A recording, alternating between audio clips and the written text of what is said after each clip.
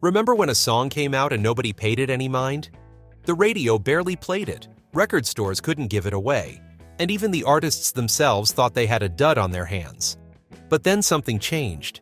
Maybe a few years passed, maybe someone else recorded it, maybe radio finally gave it another chance, and suddenly, that forgotten tune became the hit it was always meant to be. These are 10 flop songs from the 60s that turned into hits. Number 10. The Sound of Silence by Simon and Garfunkel. Hello, darkness, my old friend. When Paul Simon and Art Garfunkel released their debut album Wednesday Morning, 3 a.m., in October 1964, they had high hopes. The album featured an acoustic version of a song called The Sound of Silence, a haunting folk tune that Simon had written. The album barely sold 3,000 copies. It was such a commercial disaster that Simon and Garfunkel actually broke up. Paul Simon left for England to work on solo material, convinced his partnership with Garfunkel was over. When my eyes were stabbed by the flash of a neon. But something interesting happened in 1965. Radio stations in Boston and Florida started playing The Sound of Silence. College students were requesting it. The folk rock movement was taking off, and this quiet acoustic song seemed to resonate with young listeners in a way nobody had predicted. That voices never share. Here's where it gets really interesting. Producer Tom Wilson, without telling Simon or Garfunkel, took the original acoustic recording and overdubbed electric guitars, bass, and drums onto it. He remixed the whole thing and released it as a single in September 1965. Simon and Garfunkel only found out about it after the remix had already been released. They were stunned. And the remixed version shot to number 1 on the Billboard Hot 100 on January 1st, 1966. Hear my words that I might teach you. The success brought Simon back from England and reunited the duo. 2 years later, the song became the centerpiece of The Graduate, one of the most important films of the decade. What started as a flop that broke up the group became their breakthrough hit and one of the defining songs of the 1960s. Take my arms that I might reach you. Number 9. Twist and Shout by the Isley Brothers.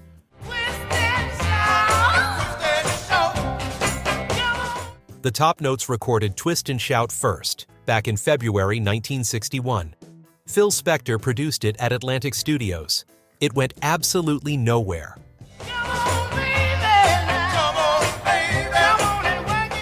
Then the Isley Brothers got their hands on it in 1962. Brothers Ronald, Rudolph, and O'Kelly Isley had been struggling to find a hit since their gospel-charged shout became popular in 1959. When they decided to record Twist and Shout for their album of the same name, they weren't expecting much. In fact, they didn't think the song would do well at all. It was supposed to be just a B-side.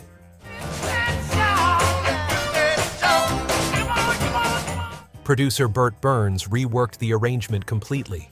He added that famous building bridge, those 4 ascending notes that get more dramatic and emphatic, ending in that exultant whooping before diving back into the verse. Ronald Isley's lead vocal was pure fire. The song peaked at number 17 on the Billboard Hot 100 and hit number 2 on the R&B charts. It became the Isley Brothers' first top 40 hit in 3 years.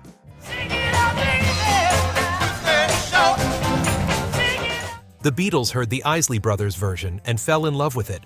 They recorded their own version in 1963 for their album Please Please Me, and when it was released as a single in America in 1964, it went to number 2 on the charts.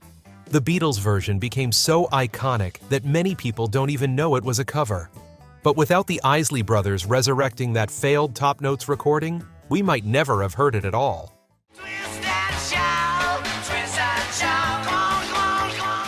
Number 8. The Tears of a Clown by Smokey Robinson and the Miracles.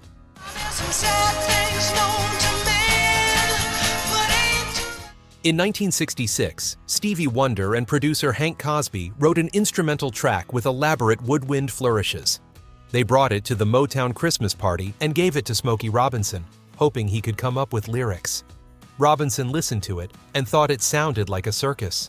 Inspired by the Italian opera Pagliacci, About a heartbroken clown who cries behind his makeup, Robinson wrote, "The tears of a clown."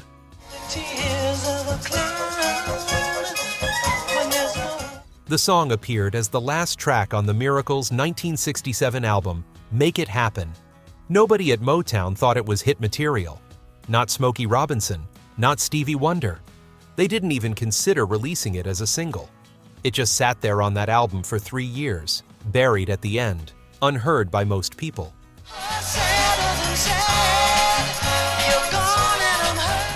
By 1970, the Miracles had struggled to break through in the United Kingdom.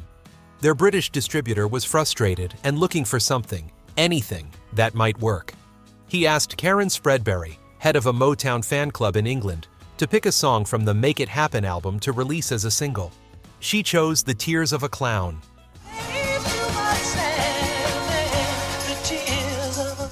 The song was released in the UK in July 1970 and shot straight to #1. Motown's Detroit headquarters took notice. They quickly released it as a single in America, where it entered the charts in October and reached #1 on both the Billboard Hot 100 and R&B charts in December 1970. After a decade of hits, The Tears of a Clown became the Miracles' first and only #1 single with Smokey Robinson as lead singer. All because someone in England picked it off an old album 3 years after everyone had forgotten about it.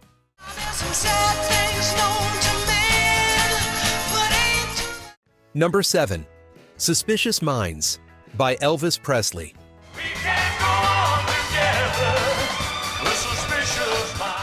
In 1968, songwriter Mark James wrote a song called Suspicious Minds. He was working out of Chips Moman's American Sound Studio in Memphis when he penned this tune about a relationship poisoned by jealousy and mistrust. James recorded it himself and released it on the Scepter label. The song bombed completely.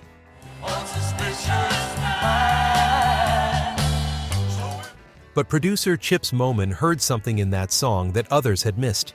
He knew it had hit potential if only the right artist recorded it. He brought it to Elvis Presley, who was in the middle of a career comeback. Elvis had spent most of the 1960s making forgettable movie soundtracks, and his relevance as a recording artist had faded considerably. But Moman convinced him to come to American Sound Studio in Memphis to record some real music again.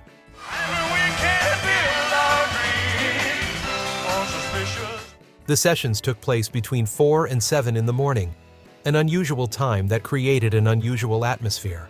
Maybe it was the late hour, or maybe it was Elvis finally getting to record music he cared about. But when you hear that recording, you can feel something urgent and real. Elvis wasn't just singing the words, he was living them. His voice carries the desperation of someone caught in a relationship where love and suspicion are fighting for control.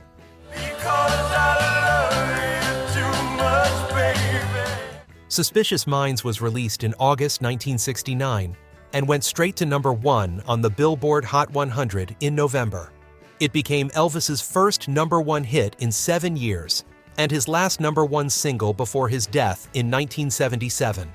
The song marked Elvis's remarkable comeback, proving he could still connect with audiences in an era dominated by rock bands and Motown. It showed that the King still had relevance, still had power, still had that ability to take a song and make it completely his own. Mark James, the songwriter who couldn't get anyone to care about his version, watched his flop become one of the most famous songs in Elvis Presley's entire catalog.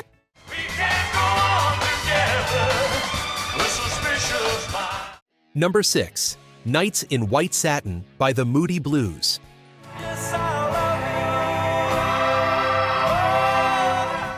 The Moody Blues recorded Nights in White Satin as the final track on their 1967 concept album, Days of Future Past. The song was a modest hit in the UK that year, but it didn't make much of an impression in America. Most people barely noticed it. The song featured lush orchestration and poetic lyrics about lost love, but radio wasn't quite ready for it in 1967. Nights in White Satin. The Moody Blues continued recording and touring through the late 1960s and early 1970s. They had a series of top 30 singles including Question and The Story in Your Eyes. They built a dedicated following, particularly among album rock fans who appreciated their progressive sound.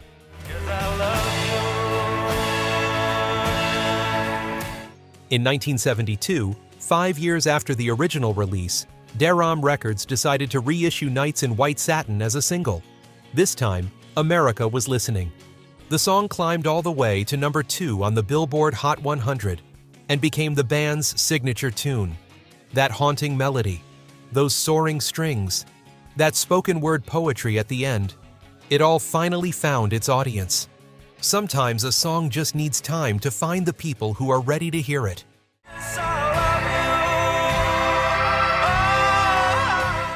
Number 5.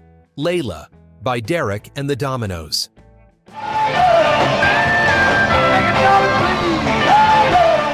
Eric Clapton formed Derek and the Dominoes in 1970 as a way to step out of the spotlight and just be part of a band again. He'd spent years being guitar hero Eric Clapton, and he wanted to make music without all that pressure. The group recorded one of the most passionate albums in rock history, Layla and Other Assorted Love Songs. The title track was about his unrequited love for Pattie Boyd, who was married to his friend George Harrison. The song was raw and desperate, with Duane Allman's slide guitar creating one of the most recognizable riffs in rock music.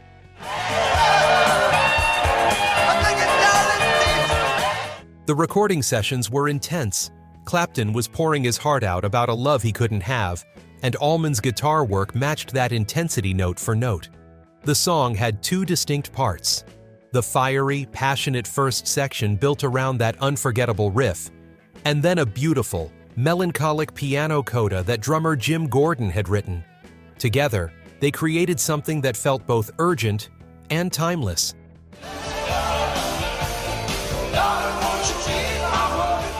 When Layla was first released as a single in 1971, it was heavily edited down from its full length, and it stiffed. Radio barely touched it. The song was too long, too intense, too much for mainstream audiences in 1971. Program directors didn't know what to do with a 7-minute epic about forbidden love. Derek and the Dominoes broke up without ever having a real hit, and Clapton struggled with addiction and depression through much of the early 70s.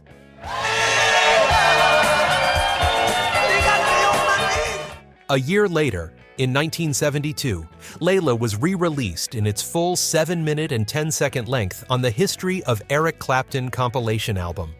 This time, FM rock radio, which was becoming more adventurous with longer album tracks, embraced it completely. DJs loved playing the full version, letting that piano coda wash over listeners. The song climbed to number 10 on the Billboard Hot 100. It became inseparable from Eric Clapton's legacy, one of those songs that defines an artist's entire career. That first failure didn't matter anymore. Layla found its place in rock history the second time around, and it's been there ever since.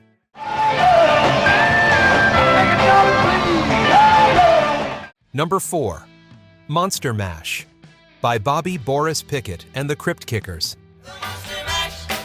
It was a graveyard smash. Here's a Halloween novelty song that couldn't quite figure out when it wanted to be a hit. Bobby Pickett recorded Monster Mash in 1962, doing his best Boris Karloff impersonation over a dance beat. The song about a monster dance party was pure, campy fun. It actually did hit number 1 in less than 2 months after its initial release. But then something strange happened. He did the mash.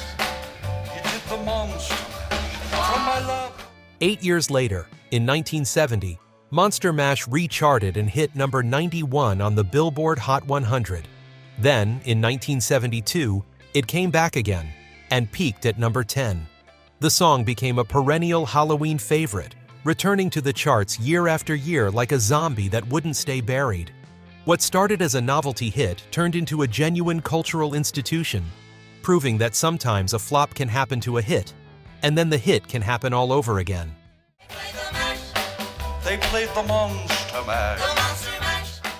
Number 3. I Got My Mind Set on You by James Ray. I've got my mind set on you. I've got my mind set. In 1962, American R&B singer James Ray had a modest hit with If You Gotta Make a Fool of Somebody. It went to number 10 on the R&B chart and number 22 on the Billboard Hot 100.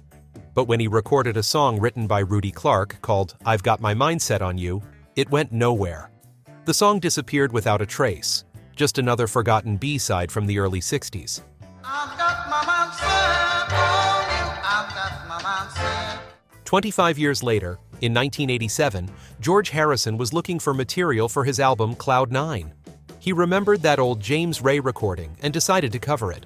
Harrison's version, retitled Got My Mindset on You, featured a catchy arrangement and a memorable music video. The song went to #1 on the Billboard Hot 100, giving Harrison his first chart topper since 1973.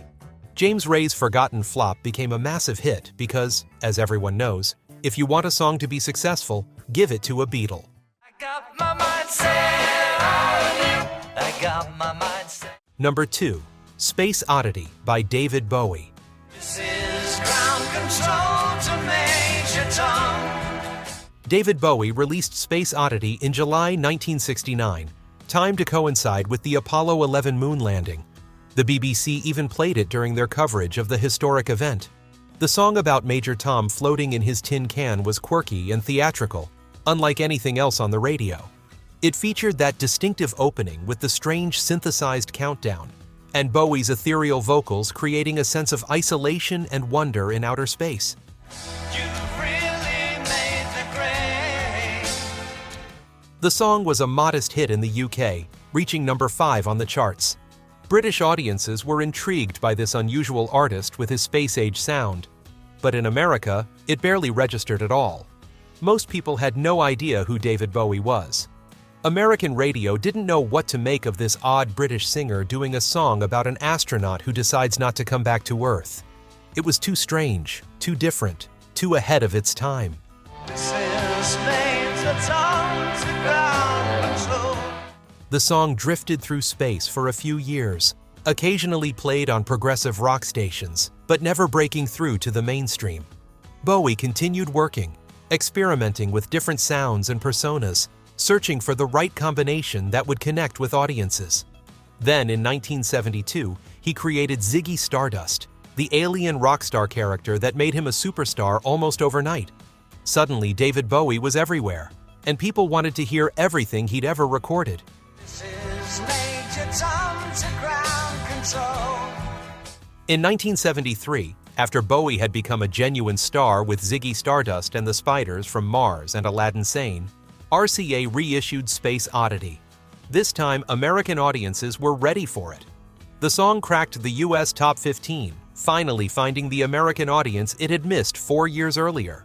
2 years later, in 1975, the UK reissued it again, and the song finally hit number 1 on the British charts, 6 years after its initial release. Major Tom had finally made it home, and David Bowie had proven that being ahead of your time doesn't mean being wrong. It just means you have to wait for the world to catch up. Your circuit's dead. There's something wrong. Can you hear me? Number 1, Stand By Me by Ben E. King. Darling, darling, stand by me. Ben E. King had been the lead singer of the Drifters when he left the group in 1960 to pursue a solo career. In 1961, he recorded Stand By Me, a song based on a gospel hymn that he'd adapted with songwriters Jerry Lieber and Mike Stoller. The song was beautiful and powerful, with that unforgettable bass line, and King's smooth, soulful voice singing about standing together through dark times. Oh, stand by me. Stand By Me was a significant hit, reaching number 4 on the Billboard Hot 100 and number 1 on the R&B charts in 1961. It established Ben E. King as a solo artist and became one of the defining soul songs of the early 60s. But by the late 1960s and through most of the 1970s, the song had faded from public consciousness. New generations of music fans had moved on to other sounds. Disco dominated the mid-70s. Punk and new wave were changing the landscape. Stand By Me became one of those oldies that occasionally showed up on nostalgic radio programs, but didn't have much cultural presence among younger listeners. Darling, darling, stand by me. Ben E. King continued performing and recording through those years, but he never quite recaptured the success of his early hits. The song remained popular at weddings and special events, but it felt like a relic from another era. I won't cry. I won't cry. No, I. Then, in 1986, director Rob Reiner made a coming-of-age film called Stand By Me, based on a Stephen King novella. The movie told the story of 4 boys in the 1950s going on an adventure to find a dead body. It was about friendship, growing up, and those intense connections we make in childhood that shape who we become.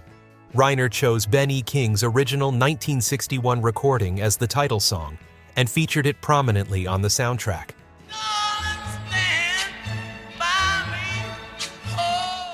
The film was a massive commercial and critical hit, resonating with audiences who saw their own childhood friendships reflected in the story. And suddenly, everyone wanted to hear that song again.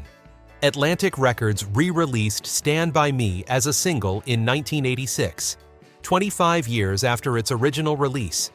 The song climbed to number 9 on the Billboard Hot 100, introduced Ben E. King to a whole new generation, and gave the song a second life that lasted for decades. It became one of the most played songs at events and on radio stations around the world. Sometimes a movie can resurrect a song that time had almost forgotten, reminding us why it mattered in the first place. Oh, stand by me. These songs remind us that success in music isn't always immediate. Sometimes the world just isn't ready for a particular sound or sentiment. Sometimes it takes a fresh arrangement, a new artist, or just the passage of time for a song to find its audience. The flops of one year can become the classics of the next. The artists who recorded these songs didn't always live to see their second chances. Some, like Elvis and the Beatles, turned other people's failures into their own triumphs. Others, like Smokey Robinson and David Bowie, watched their own overlooked recordings find new life years later. And a few, like Simon and Garfunkel, had their failures transformed without even knowing about it until the hit was already happening. That's the beauty of recorded music. A song doesn't die when it flops. It just waits. And if it's good enough, if it has something real to say, if it can touch people's hearts, it will find its moment eventually. These 10 songs prove that patience and persistence, whether from the artists themselves or from fans and producers who believed in the music, can turn yesterday's flops into tomorrow's classics. If you enjoyed this trip down memory lane, do me a favor and hit that like button and subscribe to the channel. There are so many more stories like these waiting to be told. Songs that took the long road to success. Artists who never gave up even when the world wasn't listening. And who knows? Maybe that song you loved that nobody else seemed to appreciate is just waiting for its moment too. Thanks for watching, and keep listening to the music that moves you.